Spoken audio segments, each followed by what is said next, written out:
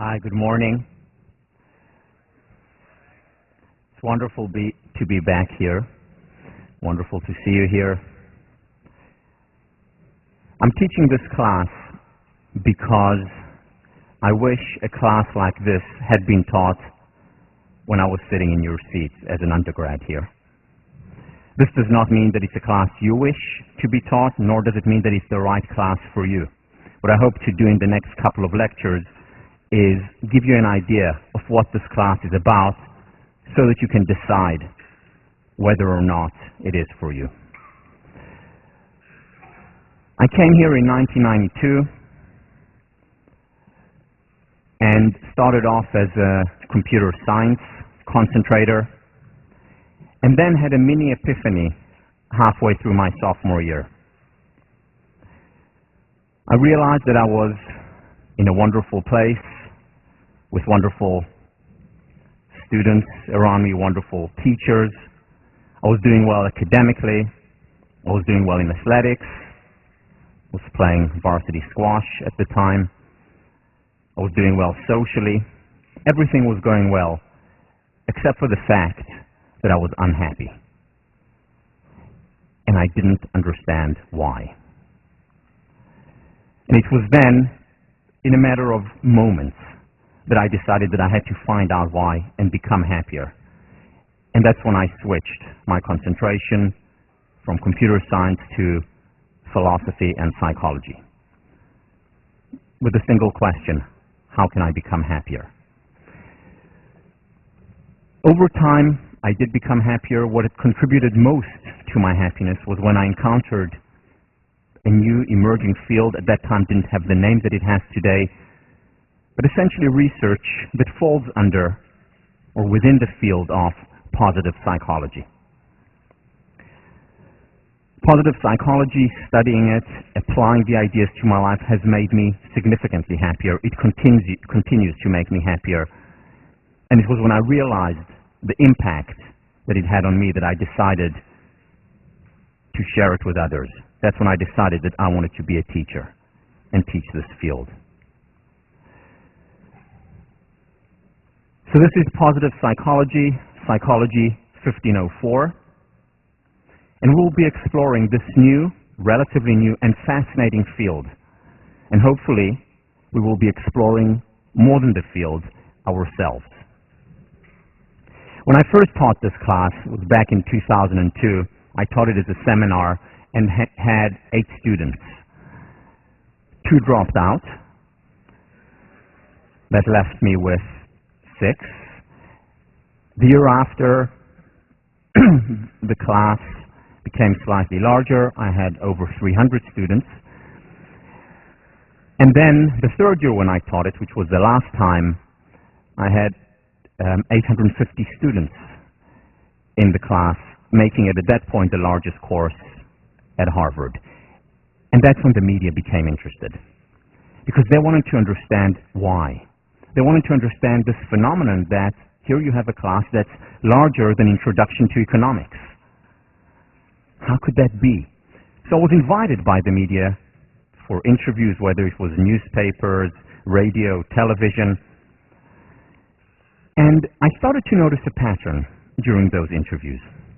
So I would walk into the interview, we'd have the interview, and afterwards the producer or the interviewer would walk me out and say something to the effect of, well, thank you, Tal, for the interview, but you know, I expected you to be different. And I would ask as nonchalantly as I could, of course, as if I didn't really care, but had to ask anyway, how different? And they would say, well, you know, we expected you to be more outgoing. Next interview, at the end of the interview, same thing. Thank you for doing the interview, but you know, Tal, I expected you to be different. And once again, nonchalantly, of course, I would ask, so how different? And he or she would say, well, you know, we expected you to be less introverted. Next interview, same thing. How different? Well, you know, more extroverted, more outgoing. Next interview, well, you know, less shy. Because, you know, I get very nervous in interviews. Interview after interview, literally dozens. More outgoing, more cheerful, less introverted, more extroverted, and on and on. But here is the best one. So this is one of the local channels here in around Boston. Going to the interview, we have quite a long interview, which I thought was actually pretty good. And at the end of the interview, the interviewer, who's a very jolly guy, walks me out, puts his hand on my shoulder, and says, "Tal, thank you very much for doing the interview." And then the usual comes. "But you know, Tal, I expected you to be different." And I said, "How different?" And now, just so that you understand, by this time, my self-esteem is shot. But still, with some semblance of nonchalance, I asked, "How different?" And he looks at me and says, "Well, I don't know, Tal, I expected you to be taller." Taller? What, 5'7" or, okay, 5'6.5" is not enough to teach happiness? And I thought about it a lot, the whole pattern from the beginning. And I think I understand why they expected someone different. You see, they had to explain to themselves, as well as the audience, how come this class is larger than Introduction to Economics? And the way to explain it must be that the teacher is very outgoing, extremely charismatic, very cheerful, an extrovert, and of course, tall. Well, there was one L missing there, but yeah, if only. So, the problem though is that they were looking in the wrong place for the explanation. In other words, they were looking at the messenger. Where they needed to look at was at the message. Now, how do I know that? You see, because I see other positive psychology classes on other campuses around the country and around the world. There are over 200 campuses here in the United States that teach positive psychology. On almost every campus where this class is taught, it's either one of the or the largest class. It's about the message. I see more and more organizations taking up positive psychology in their, as consultant companies. Some of the big consulting companies are taking it on. More and more high schools are introducing positive psychology classes. Elementary schools are introducing it. Governments around the world are expressing an interest in this new and emerging field. Why? Because it works. Because it really works. You see, this whole realm of life flourishing, of happiness, of well-being has been, until recently, dominated by the self-help movement. What do we have in the self-help movement? We have books that are very interesting, that are very accessible. We have speakers who are very outgoing, very charismatic and tall, attracting in the masses into these workshops and seminars and lectures.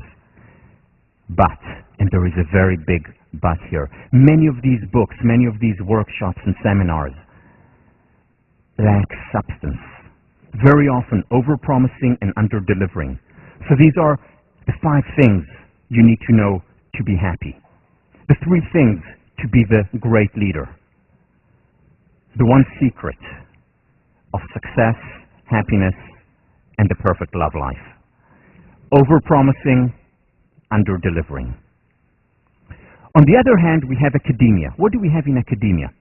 We have a lot of rigor, a lot of substance. We have data that's analyzed, reanalyzed, and meta-analyzed. Things that actually work. Good stuff.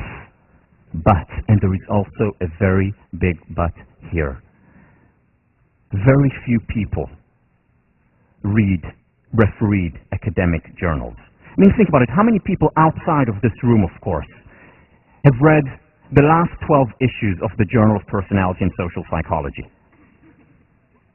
Well, most people don't even know what that means. The head of my PhD program actually estimated that the average academic journal article is read by 7 people. You know, and that includes the author's mother. So, and I say it half in jest, but it's actually really sad, because certainly sad for me as an academic, because these things are good, they're important, things that make a difference, can make even more of a difference, but not accessible to most people. And this is where positive psychology comes in. And this is also where this class comes in. The explicit mandate of positive psychology, as well as of this class, is to create a bridge between the ivory tower and Main Street. In other words, it is to bring the rigor, the substance, the empirical foundation, the science from academia, and merge it with the accessibility of the self-help or New Age movement. In a way, the best of both worlds. And this explains the popularity of the field of positive psychology. Science that works. This class will be taught on two levels. The first level, it will be taught like any other class in psychology or any of the classes you have taken here. You'll be introduced here to studies, to research, to rigorous academic work. You will be writing a paper, an academic paper. You'll be taking exams, just like every other class.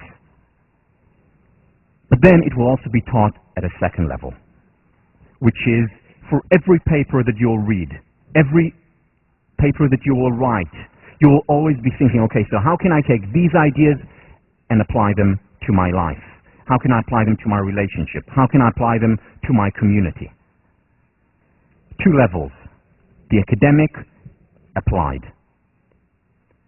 I did not just introduce, whether it's in the readings or in lectures, ideas just because they're interesting for the sake of the idea. It's always an idea that is both rigorous and can be applied.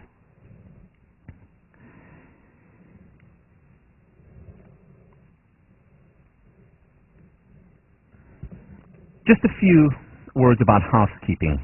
Some of the questions that I've already received from you before the class started. So this, unfortunately, is the last time that I'm teaching positive psychology or any other class for that matter at Harvard.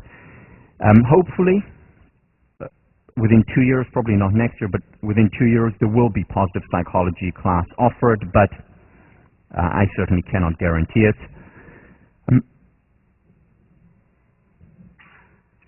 About feedback and questions.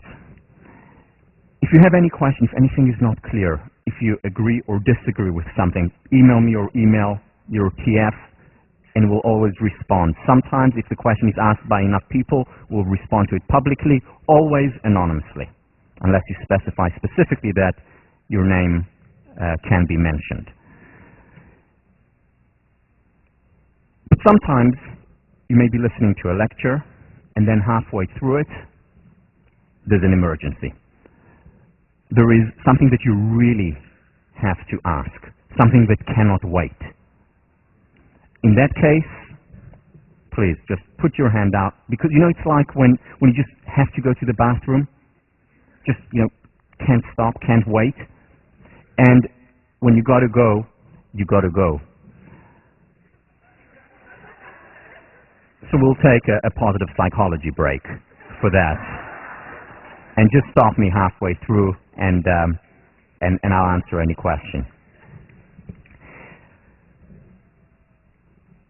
All the PowerPoints, as well as the videos of the classes, will be online, will be available within a couple of days. Well, the PowerPoints will be available before, except for this lecture, will be available before, so that you can use them in class. The videos, unfortunately, cannot be made available before. We tried, couldn't figure it out. So they will be available within a day or two after. And the reason why they're up there, first of all, I do prefer that you attend lecture. I do prefer that you're physically here. You get things in the energy of the room with so many students that you wouldn't get just in front of your computer. But the reason why I do put them up is so that you have an opportunity, if you want to see it again, or if you happen to miss a class, that's perfectly fine. And also because, and this is also the reason why the PowerPoints are always available, I want you to be engaged in the material. I want you to be engaged in whatever it is that we're discussing in class, not necessarily thinking about getting down every word that I say on paper, remembering everything, memorizing everything. I want you to take, rather than passive notes of writing down what it says on the PowerPoint or every word that I say, I'd like you to take active notes. And that means being engaged with the material. For example, if you hear something, an idea that you say, oh, that's interesting, star it, write it down. Or, okay, I think I'm going to start applying this. Write it down. Or, I want to tell my mom about this later. Or I want to talk to my roommates or my team about this idea. Write it down. Active note-taking as opposed to passive note-taking for two reasons. First of all, as I said, this class is a class about making a difference in people's lives. I would not be teaching the class just for its academic beauty, though there is a lot of academic beauty in this field. So write down if you have ideas that you think you can apply. The second reason why we should do that is because it's more, you'll remember more. Better retention, better understanding of the material if you're actively engaged as opposed to just taking down passive notes.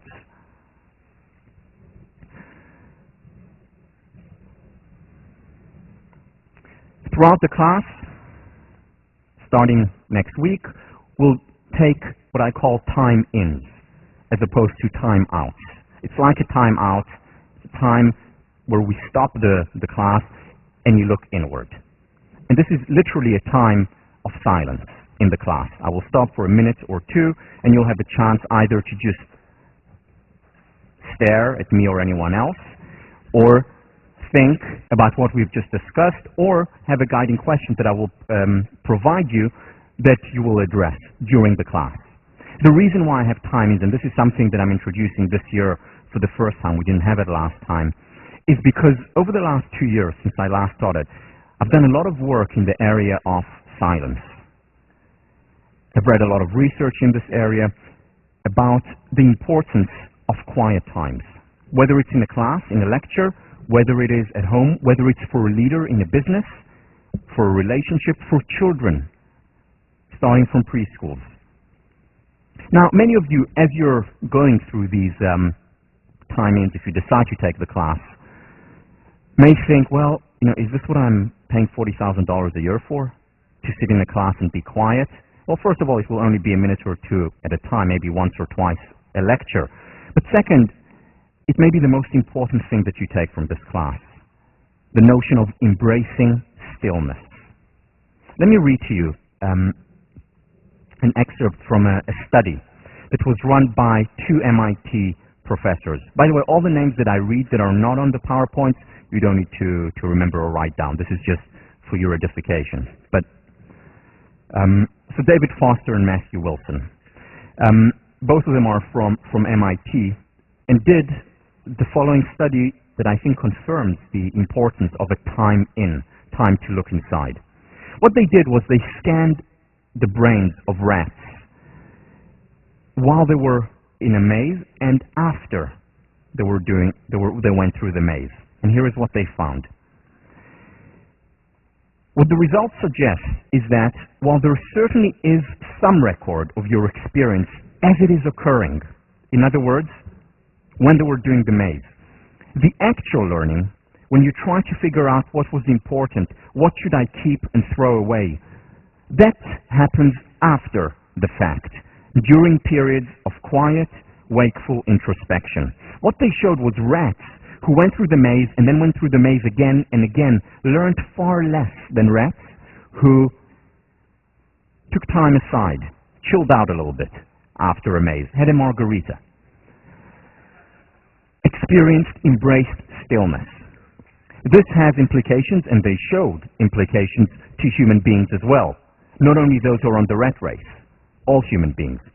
So what they say is that replay might constitute a general mechanism of learning and memory, both learning, understanding, as well as memory, retention. When we reflect, when we replay the material, we're much more likely to retain, to remember what we have just been through. So the importance of time aside is cannot be overemphasized. In his wonderful book on teaching, Parker Palmer, it's called The Courage to Teach, says the following: words are not the sole medium of exchange in teaching and learning. We educate with silence as well. Silence gives us a chance to reflect on what we have said and heard. In authentic education, silence is treated as a trustworthy metric for the inner work students must do, a medium for learning of the deepest sort. Silence is something that's missing from our culture. I know that many of you have probably read Zen and the Art of Motorcycle Maintenance, Robert M. Pirsig. Well, he has a second book out, less well known, called Lila. And Lila is an anthropological study of Native Americans. And what he does there is compare their culture to Americans from European ancestry. And one of the distinguishing characteristics between these two cultures is their approach towards silence. What he found was when he went and sat around with Native Americans, they would sit around the fire and hang out for 2-3 hours without saying a word. Just sit around, look at one another, smile, have a good time, introspect, just be there for hours. Whereas he points out that in our culture we feel very uncomfortable with the absence of words, with the absence of sound or noise. We have to fill up all the gaps. And this is an important cultural difference, and we pay a price for this lack of stillness. A price that I will talk about a lot when I talk about relationships,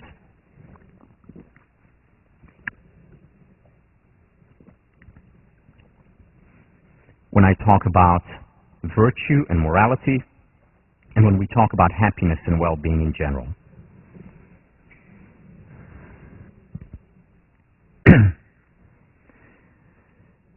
Let me give you a little bit of background on positive psychology, how it came about and how this class came about.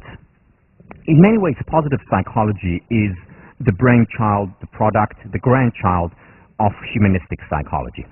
What we have in humanistic psychology is essentially a reaction to the existing psychologies of the time. The founders, considered the founders of humanistic psychology, in fact called it the third force. Why the third force? Because the first force was behaviorism, the work of Skinner, the work of Watson, the work of Thorndike. This was the first force. The second force was psychoanalysis, the work of Freud, Jung, Adler to some extent. This was the second force. And the third force, humanistic psychology, came as a reaction to it. First, as a reaction to behaviorism. Behaviorism looks at the human entity, at the person, as basically a collection of behaviors, as a box, like a billiard ball knocked around by reinforcements, by punishment, by reward. And what humanistic psychology said was that we're much more than just a billiard ball being knocked around. We have a spirit, we have a soul, we have cognitions and thoughts that matter. It's not just behavior that's important for understanding as well as improving life.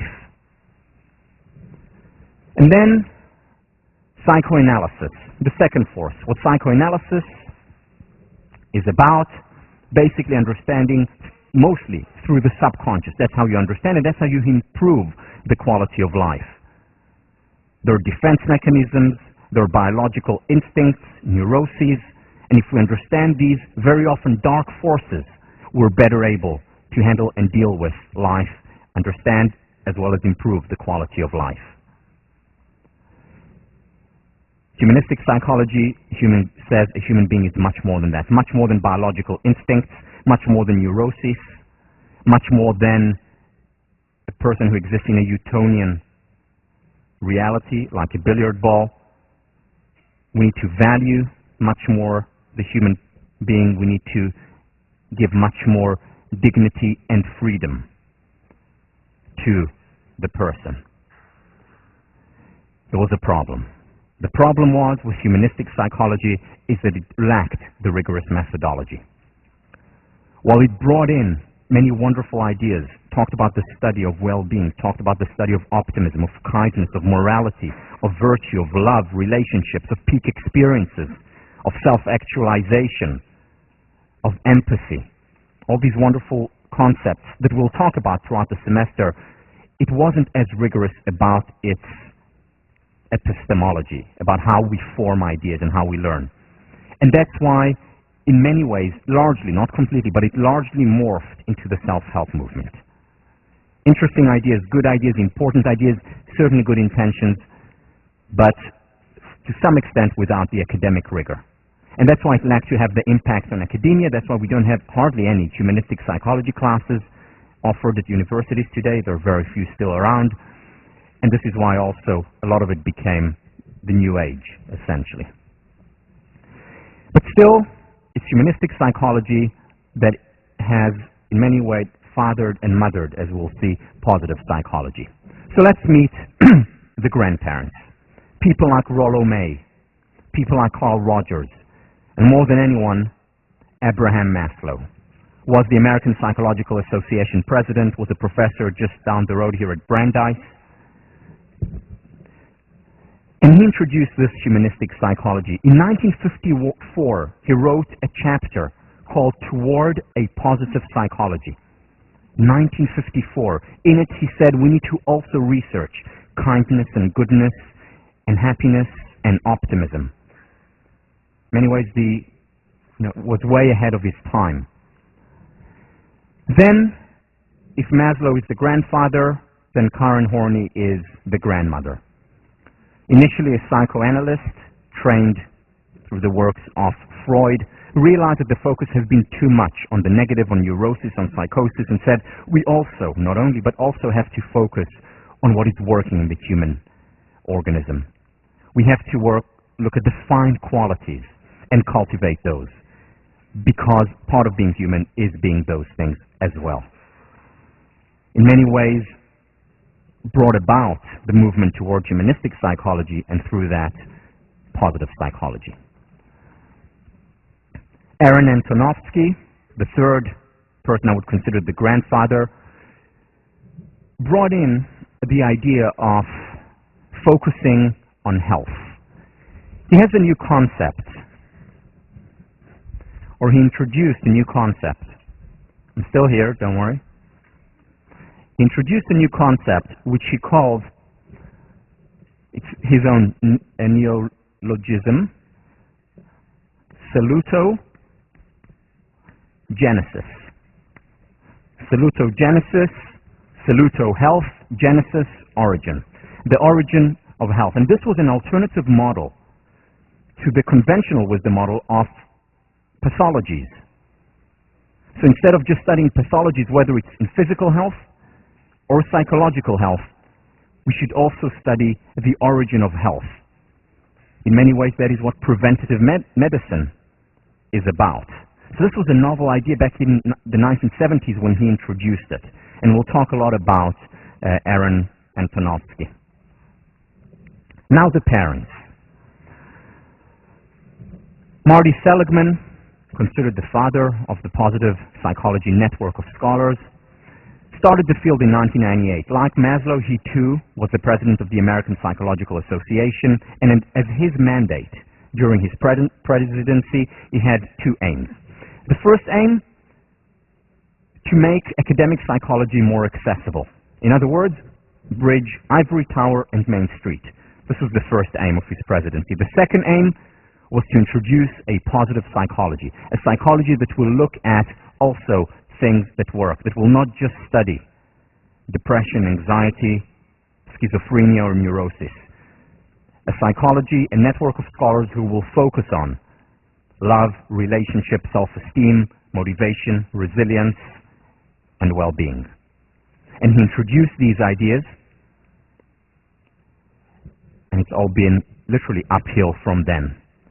Before Marty Seligman, this happened all in 1998, and we'll talk about it a little bit more next time. This all happened in 1998. Long before 1998, our very own Professor Alan Langer did research in all these areas, bringing the humanistic spirit and combining it with the academic scientific rigor. We're going to be talking probably more than about any other scholar about her work in this class.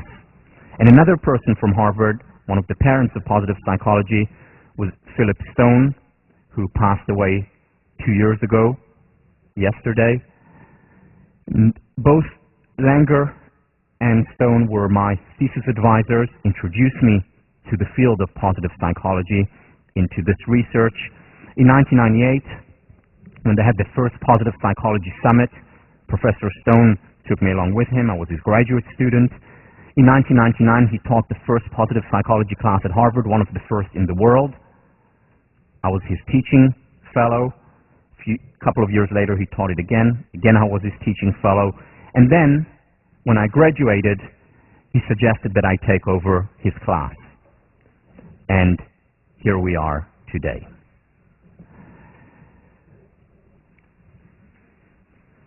So this is 1504. Let me give you a sense of, in the next half hour or so, a sense of what to expect in this class. The first thing is that this class is not just about information. It is also explicitly about transformation. What do I mean by that? You see, most of education today is about information. What is information?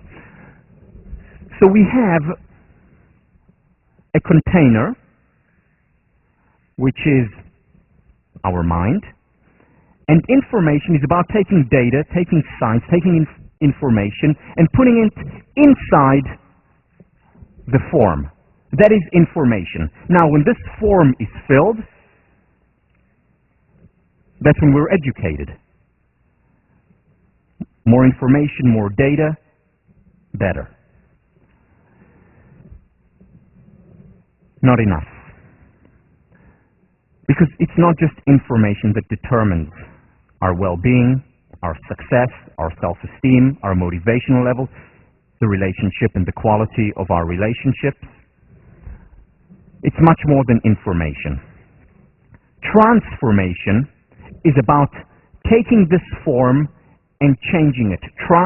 Change, form, shape. Change the form. This is transformation. This is a distinction that I learned first from at school Professor Robert Keegan, who talks about this. Information in and of itself is not enough. Think about this example. You go for an athletic meet. Your aim is to get into the top 3, to be a medalist. You come in number 8. What's the analysis? What is the interpretation? Terrible. I just failed. You feel deflated, enervated. On the other hand, the exact same event, you came 8th when you expected to be top 3. You can interpret it as, okay, so what have I learned? I need to work even harder. You become even more energized. You learn from the experience. In other words, the same objective information, which is, I got 8th, I expect a top 3. The same information, very different interpretation. One is a disaster, the other interpretation is an opportunity. One leads to loss of energy, the other one to an increase in energy. Or think about another very common example. We know of many people around the world who seemingly have everything, who are doing well, who have more than they need, and yet they're unhappy. And then there are people around the world who have very little, and yet never stop to celebrate life. And then we have the other way around as well, people who have everything and appreciate it and enjoy life, and people who have very little who see themselves as victims. In other words, it's not just the information that goes in, it's also the shape, the interpretation, the perception, the focus. And that is determined by the shape of the form. This is what I realized when I was an undergrad here. Seemingly, looking in from the outside, had everything. Doing well, sports, academics, socially, and yet my perception, my focus, my interpretation of life, not that great. Wasn't happy. The interpretation matters very often a lot more, as we'll see, than the information that goes in. One of the sentences that I'll repeat throughout the class is that happiness is much more contingent on our state of mind than on our status or the state of our bank account. And that's where transformation comes in, and that's why it's so important for well-being. What that will look like in practice is that we will cover not so much information, we'll uncover much more. And I don't mean that in the Berkeley sense of the word. I mean that in the academic sense of the word. In other words, what we'll do is uncover potential that we have inside us, that we've had inside us all along. Maybe we just didn't see, or maybe it was obscured by something or another. We'll uncover it so that we can utilize it, so that we can focus on it, so that we can perceive it. Here's a story just to illustrate this. So this is Michelangelo.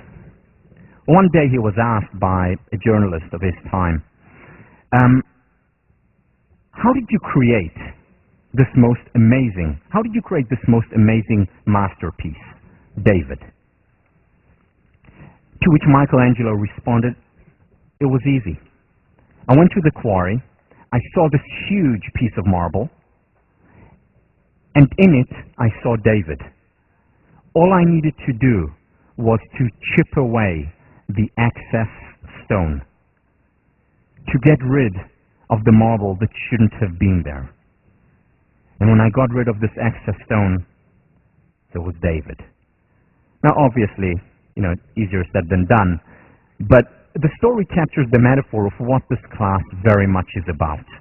It's about chipping away the excess stone. It's about getting rid of limitations, of barriers, whether it's the fear of failure, something that we didn't have as kids, but today most people in our culture have it. It's about chipping away perfectionism that is debilitating and that often hurts us. It's about chipping away our ability for success because maybe we're afraid of success. Maybe we feel guilty about some of the things that we have in our lives and that in turn limits us. Maybe it's about chipping away the limitations in our relationships and why we don't thrive within them. This is what this class is mostly about. As Thoreau says, the soul grows more by subtraction than by addition. By getting rid of these limitations that are preventing us from fulfilling our potential, because our potential is in there in nature, and we'll talk a lot about human nature. It's there, whether it's through God, whether it's through evolution. We have a lot of potential that over time, with external voices, with being part of our culture, that very often these limitations are put on top of us, just like the excess stone. Lao Tzu, in pursuit of knowledge, every day something is acquired. In pursuit of wisdom, every day something is dropped. Knowledge is about information. Wisdom is about transformation.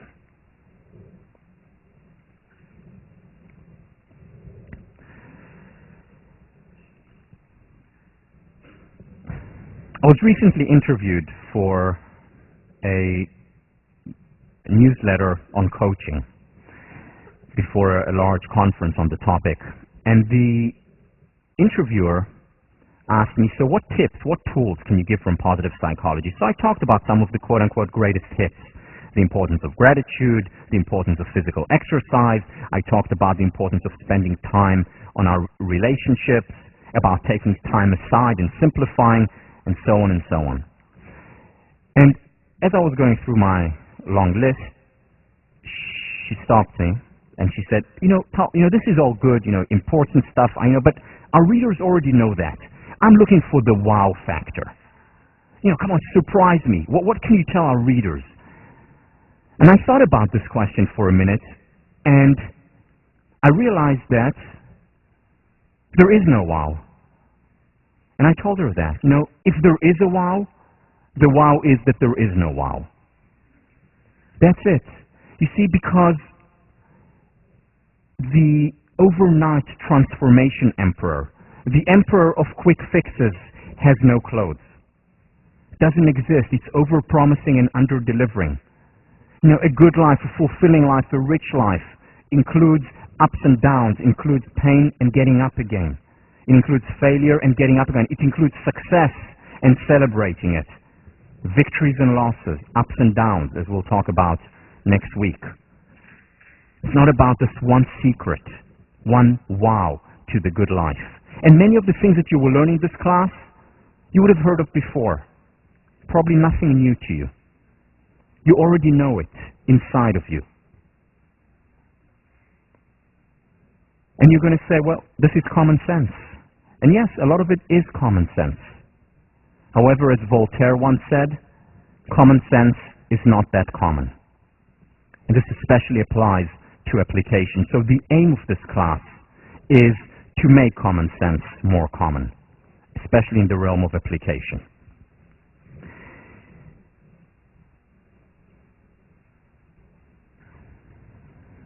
At the end of the class, here is what I'm hoping for. At the end of the class, if you decide to take it, at the end of the semester, I don't think, and I'm not expecting you to come and tell me, wow, Tal, thank you for teaching me so many new things. That's not what I'm expecting. I don't think that is what will happen. What I hope will happen is for you to come and say, rather than thank you for teaching me something new, you would say, thank you for reminding me of something that I've already known. And this is what the class is about. It's a constant reminder, twice a week. Constant reminder of what you already know, of what is inside you, the David that is inside you. And what this class will hopefully do is help you to chip away some of these limitations, whether it's cognitive limitations that prevent you from seeing what you already knew, emotional limitations that are preventing you from deriving the benefits of what you already know, or behavioral limitations. The ABC, affect, behavior, and cognition, that we'll talk about during the Change Week. It's about making common sense more common. Information in and of itself is simply not enough. It's not enough, and what we need in addition to our information highway is a transformation highway. Transformation highway or transformation backroads to counter the fast increasing pace, because as we'll talk about next time, rates of depression are on the rise, rates of anxiety are on the rise, not just in this country, globally. It's literally a global epidemic. And to deal with it, more information will just not do. Just not enough. Here is Archibald MacLeish, who was a poet, was a Harvard professor. What is wrong is not the great discoveries of science. Information is always better than ignorance, no matter what information or what ignorance. What is wrong is the belief behind the information, the belief that information will change the world. It won't. Just adding and filling up our containers with more and more stuff, more and more information, more and more data, it's just not enough. We need more than that. This class will take the humanistic approach, and let me read you a quick excerpt by Abraham Maslow, who talks about this approach. If one took a course or picked up a book on the psychology of learning, most of it, in my opinion, would be beside the point. That is, beside the humanistic point. Most of it would present learning as the acquisition of associations, of skills and capacities that are external and not intrinsic to the human character, to the human personality, to the person himself. External refers to information. Internal refers to the transformation, the changing of the form. And when we talk about transformation, I actually mean it quite literally. Changing of the form, changing of the brain, as we'll talk about when we talk about meditation, for instance. Our brain today can actually, we know that our brain today can actually change. And through fMRI studies since 1998, a new concept came up, which is neurogenesis or neuroplasticity. meaning our brain actually transforms, changes its form throughout our life. So I don't just mean it metaphorically, I also very often mean it literally. Abraham Maslow continues, humanistic philosophy offers a new conception of learning, of teaching, and of education. Stated simply, such a concept holds that the function of education, the goal of education, the human goal, the humanistic goal, the goal so far as human beings are concerned, is ultimately the self-actualization of a person, the becoming fully human, the development of the fullest height that the human species can stand up to or that the particular individual can come to. In a less technical way, it is helping the person to become the best that he is able to become. And this was before the ad came out for the army. I'd be all you can be. This is what the class is about. It's the humanistic approach. It's about fulfilling our potential, chipping away those limitations. Now, to many of you this may sound naive, idealistic. Naive it is not, idealistic it is. And we'll talk about and discuss the importance of idealism and maintaining idealism if we are to introduce personal change, interpersonal change, or community or society change. This class is not about providing answers concerning the good life or happiness. It was about identifying the right questions. Ask and you shall receive, say the scripture. This class is what I think education is all about, which is the quest for information and transformation must begin with a question. Quest, question. It's no coincidence that there is an etymological link between the two. In this class you will be asked many questions. Questions that, as you will see, create reality. We'll talk about that already next time. The importance of the question you ask of yourselves, first and foremost, of your partner, of your students, of your parents, of your employees in the future, teammates, and so on. Questions make a difference. Peter Drucker, the most common source of mistakes in management decisions is the emphasis on finding the right answer rather than the right question. Peter Drucker, considered the most important management scholar of the 20th century, just recently passed away, saying that the biggest mistake is not asking the right questions. As we'll see next time, this is the biggest mistake in research, potentially. This is the biggest mistake in application. Not asking the right questions as well. Whether it's managing an organization, whether it's managing our lives. Now, when I say that questions are important and that answers matter less, I'm not coming from a point of relativism. I'm not a relativist. I think that there are, to some questions, definitive answers that are important to know. However, what I'm saying is that it's important, no less important, to focus on questions when it comes to education. The educator Neil Postman once said that kids enter schools as question marks and they leave as periods. My hope in this class is to bring up many more question marks than periods. Once again, it's about chipping away the excess stone, because as kids, we're always asking questions, we're always curious. Let me show you a quick excerpt from a video of one of my favorite psychologists, well, actually he's a comedian, Seinfeld. Here he is talking about, and we'll watch a lot of excerpts throughout the semester, talking about what we were like as kids. Is this in your way? So the first couple of years I made my own costumes, which of course sucked. The ghost, the hobo, no good.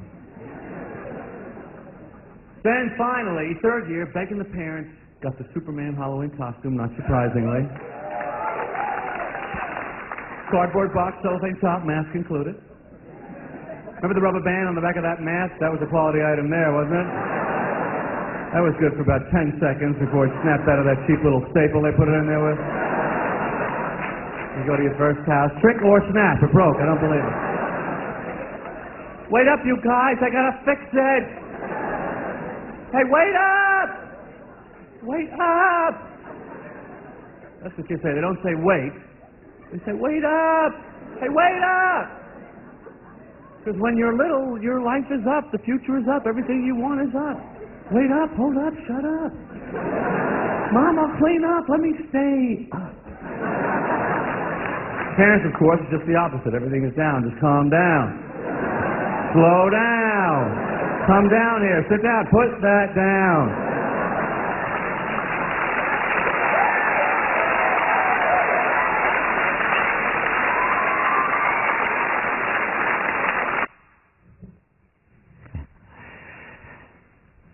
So again, this curiosity, this looking up, this opening up, as opposed to closing down that kids have, this notion, this is what I hope will happen in this class. The one real object of education is to leave a man in the condition of continually asking questions. So here's a longitudinal study that was done by John Cotter. John Cotter, professor of leadership and management at the business school across the river, came to Harvard in 1972, joined the faculty, and started to follow Harvard MBA class of 1973 and followed them for 20 years. And what he was interested in was to find out all the information that he could about this class. What he found 20 years later, early 90s, when the study ended, was that these students were ex-students were extremely successful, very wealthy, having a lot of impact, whether it's on their organization, the community, did extremely well. But within the large group of highly successful Harvard MBAs, he found a small group that was extraordinarily successful, more successful than the rest of the group, whether it's in terms of income, whether it's in terms of impact, whether it's in terms of overall quality of life. Extraordinarily successful. And what he wanted to identify was why. What distinguishes this small group from the rest of the pack? Very successful, but not quite as successful as that small group.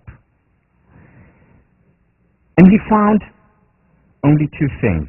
It was not their IQs that made no difference whatsoever to their long-term success. It was not where they came from, pre-MBA, what they did, had nothing to do with it.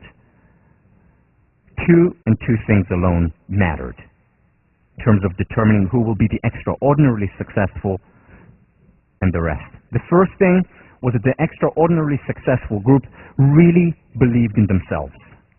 They thought they could do well. They were driven. They were motivated. And we'll talk about that in future lecture as beliefs are self-fulfilling prophecies. They thought, I'm going to make it. I'm going to succeed. That's the first thing, the sense of confidence. The second thing that he found was that this group, they were always asking questions. Always asking questions, initially of their boss, later of their employees, of their partner, children, parents, friends. They were always asking questions. They were always at this state of curiosity, always looking up, opening up, wanting to understand the world more. They didn't say, okay, now I have my MBA. That's it, I know enough. They were lifelong learners. They were always asking questions. These two distinguishing characteristics account for the difference between the extraordinarily successful and those who were successful. The question that has guided me, whether it's in writing the book, whether it's in creating this class, whether it's first and foremost my personal life, is what I call the question of question, which is, how can we help ourselves and others, individuals, communities, and society become happier? Note that it is not about helping ourselves and others become happy. It is about becoming happier. Why? Because many people ask me, so, Tal, are you happy? And I can't really answer that question. I don't know what it means. Why? Because, how do I determine whether or not I'm happy? Is it compared to someone else? Is there a certain point beyond which I become happy? Happiness is not a binary either or, 0-1. Either I'm unhappy or I'm happy. Happiness resides on a continuum. So my answer to this question, am I happy, is today I'm happier than I was 15 years ago when I started focusing on this pursuit. 15 years from now, I certainly hope to be happier than I am today. Happiness is a lifelong pursuit. And hopefully this class is part of that pursuit, but just part. You will not be happy at the end of the class. Hopefully you will be happier. Because many people sit here, during the lectures on self-esteem, for example, or when we talk explicitly about happiness, and they say, wait, do I have high self-esteem, thinking about themselves? Do I have high self-esteem or low self-esteem? Irrelevant. Impossible to answer also. The question is, how can I improve my self-esteem, my healthy self-esteem, not narcissism, of course? How can I become happier? That's the important question. And this is the question of questions. This class is not a survey of positive psychology. If you want a survey of positive psychology, I can recommend some excellent textbooks, whether it's by Lopez or by Peterson, great textbooks. There's also the Handbook of Positive Psychology, which is a huge book with most of what you want to know about the field. You can also use it in self-defense, very useful in that respect. But a wonderful book, very well written, very accessible in the spirit of positive psychology. But this is not that. This is not a survey of positive psychology. What it is, it's a selective exploration of the question of questions. In that way, it is eclectic. My background is in psychology and philosophy. I studied organizational behavior. I worked as a consultant in business for a few years, still do some work there. I worked in the field of education, do a lot of work in the field of education, and I take from all these areas. I also draw on, not just on positive psychology, I draw on clinical psychology in this class, I draw on cognitive psychology, social psychology, and so on. It's an eclectic class because my guiding question was, what would contribute to happiness? And if something within psychopathology I thought could contribute to our well-being, I took that and used that. If something from the field of consulting and organizational behavior contributes, that became part of the class. As much as I could fit in, of course, in one semester. So the class is eclectic. The class is not cross-cultural. I will bring in ideas from Eastern thought.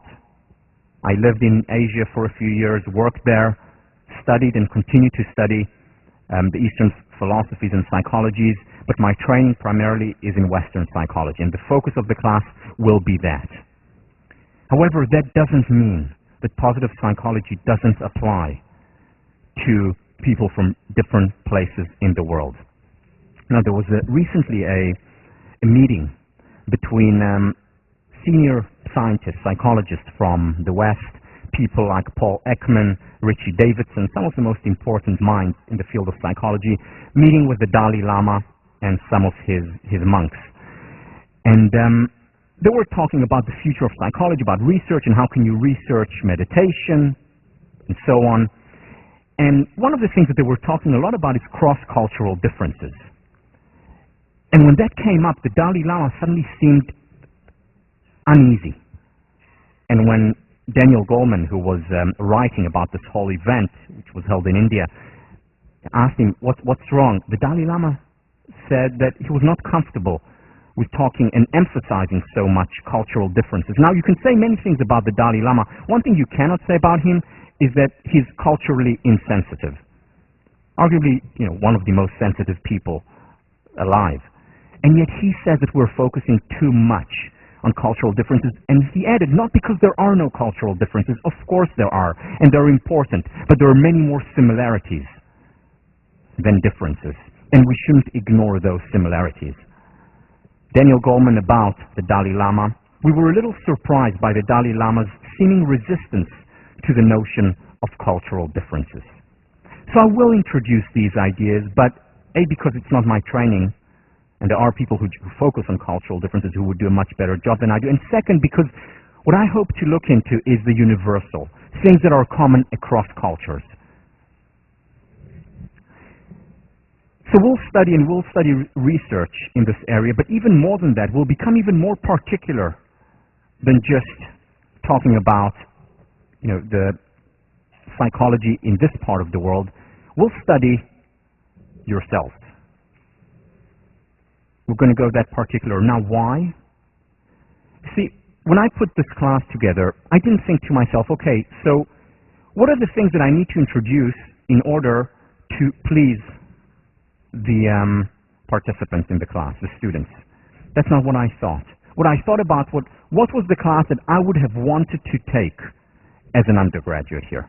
What would help me become happier if I were sitting there?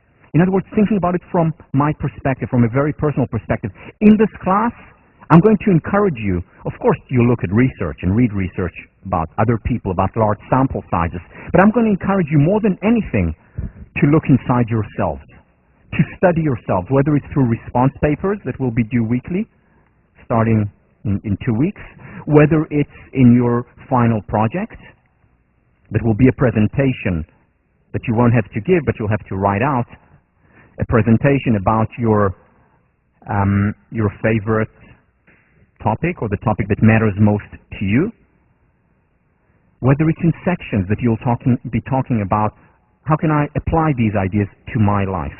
The time ins are about thinking about how can I take these ideas and use them. It's about studying ourselves. Because as Carl Rogers says, what is most personal is most general. What is most personal is most general. And as Maslow adds, we must remember that knowledge of one's own deep nature is also simultaneously knowledge of human nature in general. When we understand ourselves better, when we identify ourselves, we're better able to identify with others. In fact, this in many ways is the source of empathy, of healthy empathy. And there's some studies on this showing that people who know themselves, who study themselves, who are self-reflective, display less egregious behavior, less immoral behavior toward others. Behavior that would fall under, say, racism. And it's counterintuitive to some extent. Wait, don't you need to first study the other so that you can be more sensitive to other? Yes, that too. But it's not enough. It's important to also study ourselves, because when we see our deep nature, what we encounter there is actually part of the universal nature, the similarities among us all, regardless of where we're from. And this is what the Dalai Lama was talking about. Not stop cross-cultural, do it, important, but at the same time not ignore the self, not ignore the universal within each one of us. C.S. Lewis, there is one thing and only one in the whole universe which we know more about than we could learn from external observation. That one thing is ourselves. We have, so to speak, inside information. We are in the know.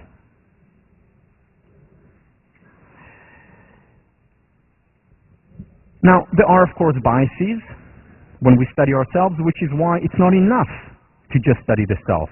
It's important to counter it, to add to it academic work, studying others. And that's why we will do some research, or study research, as well as do some searching inside us.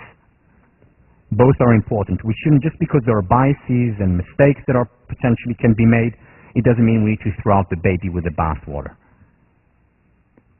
and stop studying ourselves. So we'll do that, or rather you will do that, probably more than in any other class on campus. Finally, this may be news to you, but this is not English 10A or Math 55. Meaning you will not have to read as much as you would read for 10A or for a history class, and this class is not as difficult as Math 55. So you can rest assured, though I'm sure there are some people here who took the class. This class, at the same time, is about rigorous fun. Fun because it's fun to study ourselves. Sometimes it hurts, and sometimes we see things that we may not like, but overall, it's fun, it's interesting. And at the same time, it's rigorous, based on research. Now, many of the ideas that you will encounter in this class are very simple, very accessible, common sense. However, they're simple, not simplistic. And here is the difference. Here is the difference. See,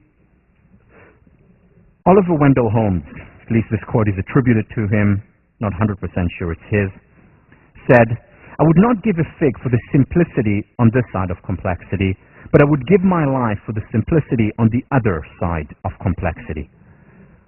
What Holmes means here is that he doesn't care about just simplicity, easy, off-the-cuff, whimsical ideas. What he does care about, though, is the simplicity that comes after we have chewed the idea, after we have digested it, after we have thought about it. Ideas that have been worked on. And if on the other side of complexity we can reach simplicity and common sense, that's great. That's what he's interested in. That is also what positive psychologist researchers, whom we'll discuss throughout the semester, are interested in. The simplicity on the other side of complexity. And there's a very big difference between these two kinds of simplicities, even though on the face of it they may at times look similar. What this class requires is a very different kind of effort, to other classes. Again, it doesn't require the kind of effort that you would need in 55 or in English 10A. The kind of effort that it does require is the effort of application, of applying it to your lives, of introducing behavioral, actual change to your life. And before we go into some of the technicalities of the class, such as the syllabus, I want to end with a story about Peter Drucker. Peter Drucker, whom I quoted earlier, father of the study of management in modern times. Peter Drucker lived to the grand old age of 94, passed away just a couple of years ago, and toward the end of his life, while he was still 100% lucid, it was more difficult for him to be mobile and to go into organizations. So what he did was invite people who wanted consulting from him, wanted to learn from him, would come to his home. And he had presidents and prime ministers of countries, he had CEOs of Fortune 500 companies come and spend the weekend with him. And on Friday, this is how he would start every session with every world leader. Whether in business, whether in non-for-profit, whether in politics. He would say to them the following: on Monday, I don't want you to call me up and tell me how wonderful it was, meaning how wonderful the weekend was. On Monday, I want you to call me up and tell me what you're doing differently. At the end of the semester, or at the end of a lecture, if you enjoyed it, by all means, tell me that you enjoyed it, that it was fun, but more important, it is what you're doing differently. How this has an impact of your life, and that takes effort. We're going to spend a whole week talking just about change, nothing directly related to positive psychology, just about change, because it is so difficult to change, because we know that most organizational change fails, because we know that most individual change fails, unless we introduce behavioral change along with our cognitive and emotional change. Affect and cognition is not enough. Behavior has to be there as well. What are you doing differently? Now, to do things differently very often takes courage. Some of your response papers that you will hand in are, none of them are graded. They're all just graded pass, fail. You have to hand them in and then you pass. But some of them will be maybe the most difficult papers that you have written here. For some, they'll be the easiest and things will just flow out. That's about introducing change. That's about reflecting. That's about taking time in. That's about chipping away the excess stone. And it can only be done through this kind of effort. So if you really want to make this class to make a difference in your life, it's up to you. I'm going to introduce you to the material. I'm going to introduce you to this wonderful new field of positive psychology. What is up to you is to then take it and apply it. I want to talk a little bit about the syllabus and the requirements, and then I'll give some time for questions. But before I do that, I would also like to welcome, I know that some of you are watching this from home, to the extension school students. It's wonderful to have you. here. Do come and visit once in a while. And you'll be working with, obviously as part of this class, but also with Deb Levy, who is the head teaching fellow for the Extension School. The head teaching fellow for the FAS class is Sean Acor. And I'd like just to invite him for just for a few words. Just to introduce himself and to you, and you'll be introduced to all the other TFs. We have an amazing team this year. And this is Sean. Hey, good morning. Can you guys hear me? Can you hear me now? Yes. Great. This is an absolute honor to be back teaching for positive psychology again. Tal's too humble.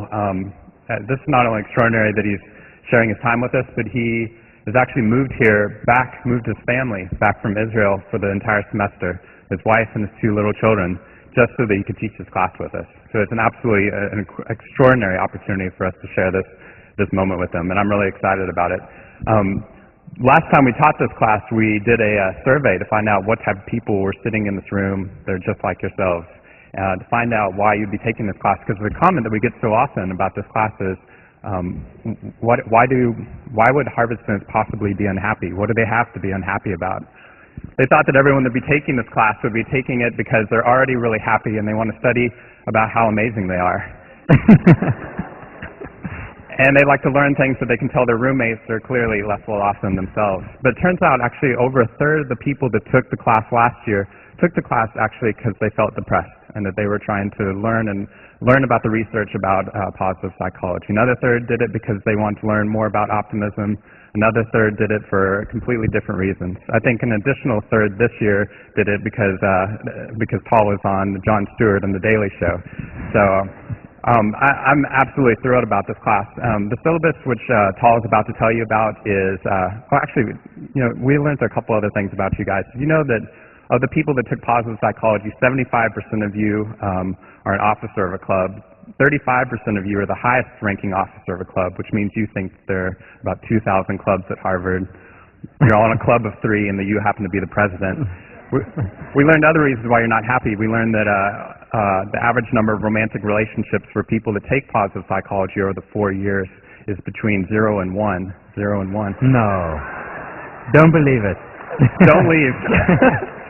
Wait, but that was before taking psychology. That was before taking the class. We're going to test you afterwards. The average number of sexual partners was between 0 and 0.5. I have no idea what 0.5 sexual partners is. This class is going to be amazing. It was amazing in the past, and we have an extraordinary teaching staff that's here with us today. It's a large teaching staff, and Tal has actually already given us homework so that the teachers are going to be learning not only the material that you're doing and talking about, which they're experts at, but learning how to be better teachers. He's given us books to read. He's actually given us an assignment. So it's going to be an extraordinary class in that sense. In terms of the syllabus, it's going to be online. Tal is about to describe that now. We decided to go green, so no trees were killed in the making of this class, except for the extraordinarily large auditorium made out of wood. Sections, we're going to section online next weekend, so once we get the numbers in on Wednesday, that following weekend we will be doing sectioning. That gives you a very short turnaround time, but that way that you can give me Monday to change your sections if you need to, which we hope you won't, and sections will start that following week. So thank you very much, and if you have any questions, send me an email.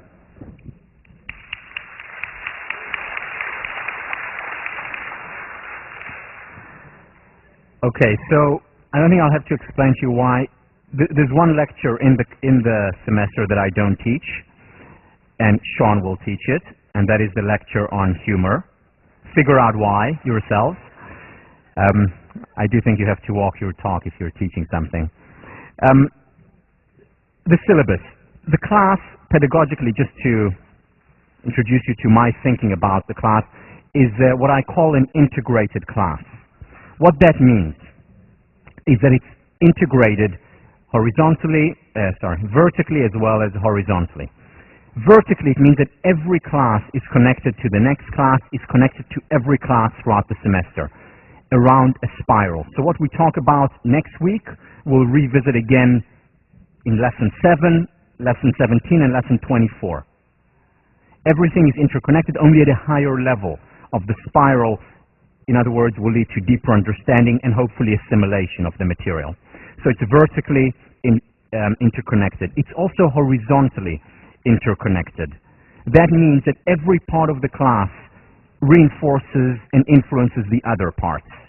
The lectures, not enough. You'll get a lot more in sections. Sections are mandatory. You'll do a lot of work in your sections, very much related to what your response papers that many students claim are the most important part of the class, because that's where you get to time in. That's when you really get to chip away. Very much connected to the final project. The final project is a presentation that you will write out. You will actually give it, but only give it to a couple of friends just to get feedback, not graded. On that part, the final project is graded as a final paper, but just what you hand in, what you submit. And the reason why there is the final paper, because the best way, which is like a presentation, because the best way to learn is to teach.